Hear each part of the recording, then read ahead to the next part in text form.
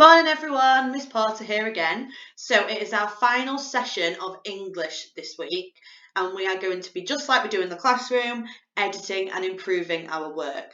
So you should have now written the 6 paragraphs that retell the story of the catch.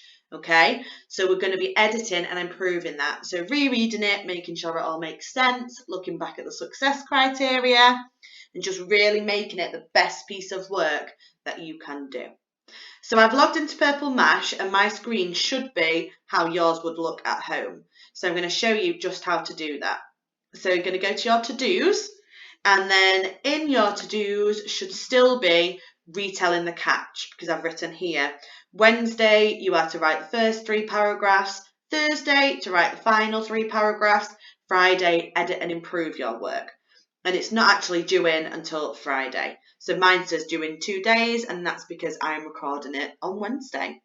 But in real time now, it is Friday, so it's due in today. So I'm going to press start. And now on my to-do, it now shows me what I've already written. So I've just put my waggle into there that we had done previously. So I've just got the first paragraph there, but on yours, you will have the first, second, third, fourth, fifth, and sixth paragraph for you to look through, edit, and improve. So I'm going to do it this way. So I'm going to have paused the video on YouTube and I'm going to keep getting up my success criteria and checking that I've got those things in. If I haven't, I'm going to make a little note of them and I'm going to try and include them. So have I got any fanboys in my work? Let me have a look.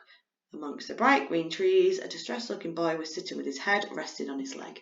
His eyes were gazing into the pond in front of him, whilst his fishing rod danced slowly from side to side. The boy was waiting eagerly for his teeth to jump out at him, whilst his stomach called for the fish to come home. All of a sudden, the boy saw his fishing rod jolting into the water. His eyes widened with anticipation. As he struck the metal pole with a splash, a bright orange fish appeared on the end of the dwindling string. Carefully, the boy placed a slippery fish into a bowl that had been sitting empty for what felt like years. Finally, he thought, I'm going to be eaten like a king tonight. So I've not actually got a fanboy in there.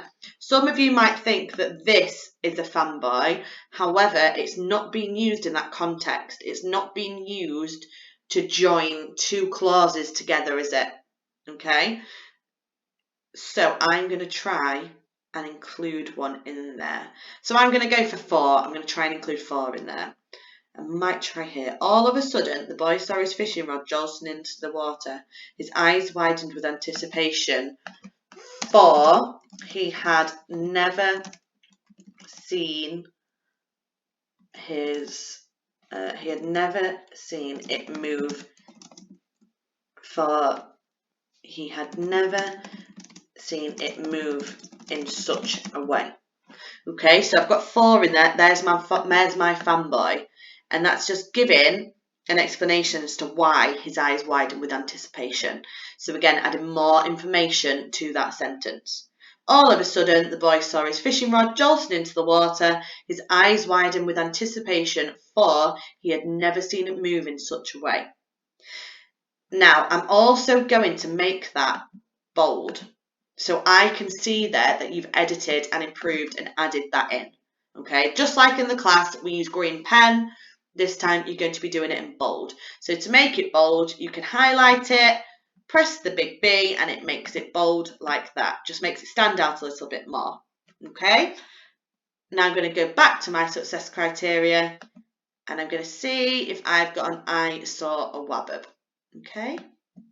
Now, I know I've got an I saw a wabbab in here somewhere because I'm putting it in here. As he struck the metal pole with a splash, a bright orange fish appeared on the end of the dwindling string. So I've got my subordinate clause at the start, haven't I? Like a fronted adverbial. And I've got as in there at the start of the sentence. So I know I've got that, so I don't need to do anything else with that. I can leave my I saw a wabbabs for now. Expanded noun phrases. Now I'm pretty sure I've got some in here. Yeah, first of all, the bright green trees. Okay, so I know I've got that one in there. Similes. Have I got a simile in here? I don't know if I have.